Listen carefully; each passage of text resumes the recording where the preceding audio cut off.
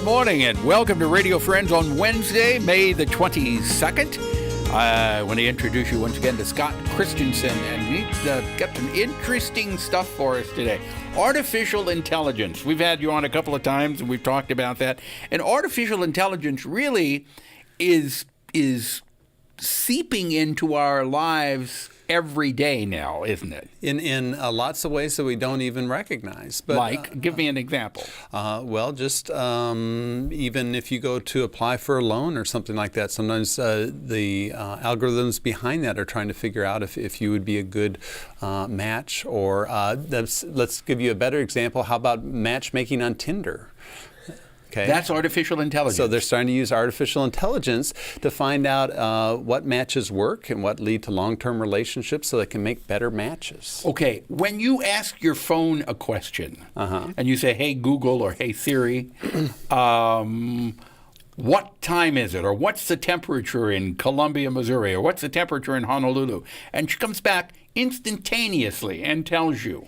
Is that AI? Some of that can be AI, where it's learning what is the best result to present. So if I ask it a question and I don't ask the question again, that probably means I got the right result and she's answered correctly. So she learns that she's answered something correctly. So she's learning as she goes along? Right, and so that's why Google is so good, because they learn when you click on something and you don't return back to Google, they know that you probably got what you wanted. You got the right answer. You got the right answer. It reminds me, and I don't know if we talked about this last time, but the old Star Trek series, when Captain Kirk would say, computer, and ask the computer a question, and she would answer. Now, I remember when I was watching that as a kid, I thought, there is no way that this machine is going to be able to talk back. But it's in our everyday life now. Right. So it's used a lot in many different areas to understand the world around us. And what you have to do, well, let me just say that AI is a big field, but there's a kind of a narrow form of it what we call machine learning, where machines can learn things. And I brought an example here, and this is an example that might be used by someone who can't see so well or maybe is blind. And I'm kind of interested in this because my dad had macular degeneration. I have some of the genes that may indicate I'll get this. And what it does is it can actually learn what different currency is. So you have an app on your phone. I have an app on my phone. It's called what? It is called Seeing AI. It's from Microsoft. It's free.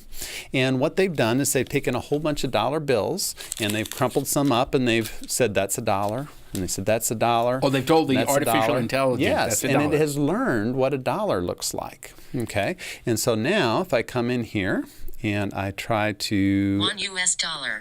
It knows that's $1. If I hold this one over here, $20. It's a $20. So if you can't see, U.S. currency is a little bit difficult, right? Because it's all the same size and it's green. So you either have to keep it in different locations on your person, or do something else to keep track of it. Or you could ask or you could use this app. The app. Now, will it do foreign currency also? It will do some foreign currency. So for right now, it'll do euros as well. But all it would have to do to learn a new currency is to be trained on it. So if you wanted to do colones from Costa Rica, all you'd have to do is show it a whole bunch of images of different values of colones. And you have to tell it what it is? Yeah, you have to train it. So we call that the training part. Okay. Now, can it look at somebody's face and tell who it is? By the way, do you teach this in your class at the university? We look at this as far as our impact on society and how it might change our businesses. But there are other people in computer science that really do, like, how do you actually get into the weeds on this? Yeah. But we actually have professors in business that are using this to analyze very large data sets. So they train the AI, and then they have the AI shift through hundreds of thousands of records. Oh, my. It's amazing. So you have to, it's like studying. The AI has to study, and it learns, and then it gives you the answer. Yes. Okay. See if, what's her name, by the way? Does she have a name? It doesn't have a name. Oh, okay. We'll call it Paul. But it's got a lead's voice. Okay. How about Anita?